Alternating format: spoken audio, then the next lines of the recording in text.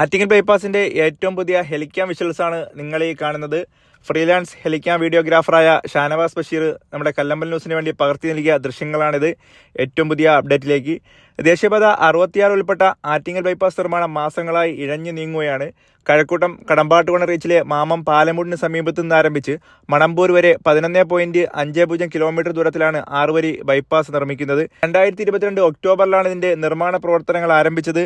2025 ജനുവരിയിൽ, അതായത് അടുത്ത മാസം പൊതുജനങ്ങൾക്ക് തുറന്നു കൊടുക്കുമെന്നതായിരുന്നു പ്രഖ്യാപനം. എന്നാൽ പകുതിയോളം പ്രവർത്തനങ്ങൾ ഇനിയും ബാക്കിയുണ്ട്. RDX എന്ന കരാർ കമ്പനിക്കാണ് ഇതിന്റെ നിർമ്മാണ ചുമതല. നിലവിൽ പാലങ്ങളുടെ കമ്പികെട്ട്, കലുങ്ക്, സർവീസ് റോഡ് നിർമ്മാണം എന്നിവ മാത്രമാണ് നടക്കുന്നത്.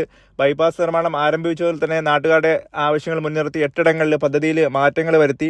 4 മേൽപ്പാലങ്ങൾ, 36 കലുങ്ക്, ചെറുപാലങ്ങൾ, ചെറുതും വലുതുമായ 15 അണ്ടർ പാസേജുകൾ, 3 ഓവർ പാസേജുകൾ എന്നിവയാണ് കടമ്പാട്ടുകോണം കഴക്കൂട്ട റീച്ചിൽ ഉൾപ്പെടുന്നത്. 795 കോടി രൂപയാണ് ഇതിന്റെ നിർമ്മാണ ചെലവ്. പുതിയ പാതയിലെ പലയിടങ്ങളിലും വലിയ ഉയരമുള്ളതിനാൽ മണ്ണ്, പാറ എന്നിവയുടെ ആവശ്യമാണ്. ഇതിന്റെ ലഭ്യത കുറവാണ് നിർമ്മാണ പ്രവർത്തനത്തെ പ്രധാനമായും ഇഴയ്ക്കുന്നത് എന്നാണ് ഇവർ പറയുന്നത്.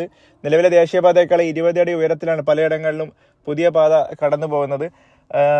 കടമ്പാട്ടുകോണം കഴക്കൂട്ട റീച്ചിൽ മാത്രമാണ് ഇപ്പോൾ പണികൾ നടക്കാതിരിക്കുന്നത്. കേരളത്തിൽ അങ്ങോളം ഇങ്ങോളം ബാക്കിയുള്ള ഇടങ്ങളിലെല്ലാം പണികൾ അതിവേഗം പുരോഗമിക്കുന്നുണ്ട്.